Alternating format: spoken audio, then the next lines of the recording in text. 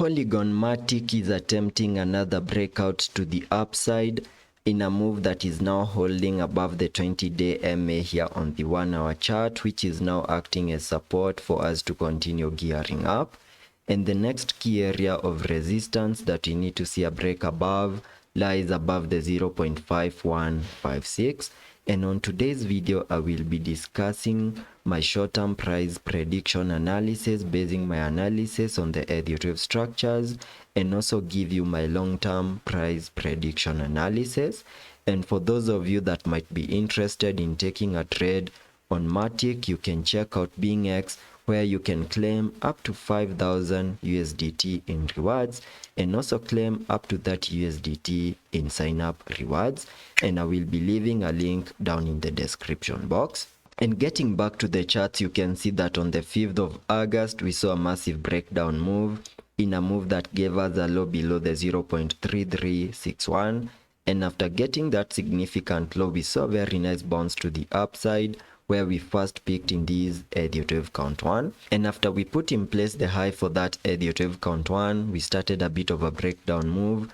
in the formation of these larger Deriv count 2, whose minimum target areas I have highlighted here on the charts using this red target area, which is an area that I came up with by connecting the Fibonacci's from the low of the first wave to the high of that Deriv count 1, where you can see that we saw a reaction of the area between the fib level 0.382 and the fib level 0.5 in what could now be the start of an impulsive Deriv count 3 to the upper side, which is what we expect after a breakdown move in this Deriv count 2.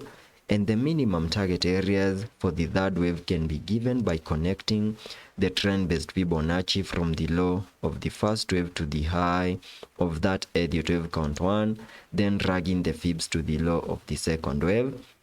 giving me a minimum target area for the third wave at the fib level 1.618, which perfectly lies above the 0.5204. And that is my breakout target area once we continue gearing up even higher. And for that to play out, we first need to see Matic give us a break above these significant highs. And the significant high that we first need to see a break above lies above the 0.4384. The moment we continue seeing higher prices and manage to break above that, maybe with a retest, then I will continue expecting higher prices, expecting Matic to fully hit our minimum target areas in this Deriv count 3 in a move that should get us back above the 0.5214.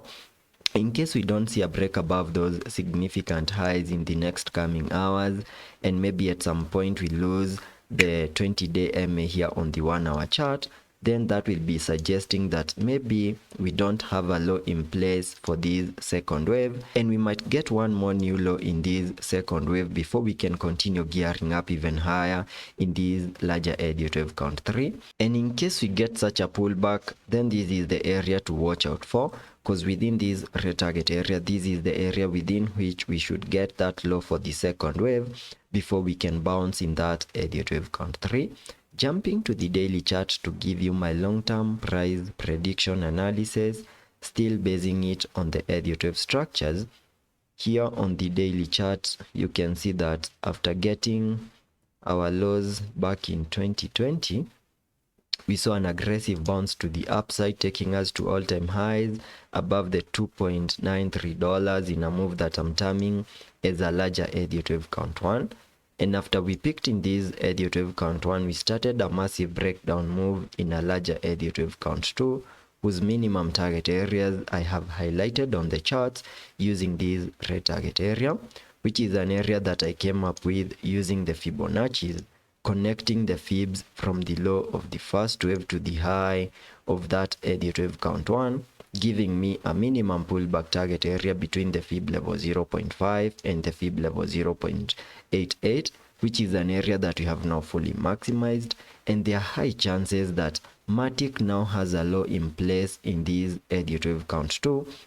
and in the next coming weeks or maybe months, we can start our aggressive bounce to the upside in what I will be terming as a larger Deriv count 3, whose minimum target areas can be given by connecting the trend-based Fibonacci from the low of the first wave to the high of that Elliott wave count 1, then dragging the fibs to the low of the second wave, giving me a minimum target area for the third wave at the fib level 1.618, which perfectly lies above the $5.0294 as our minimum target area. Then we can expect an Elliott wave count 4, then an Elliott wave count 5.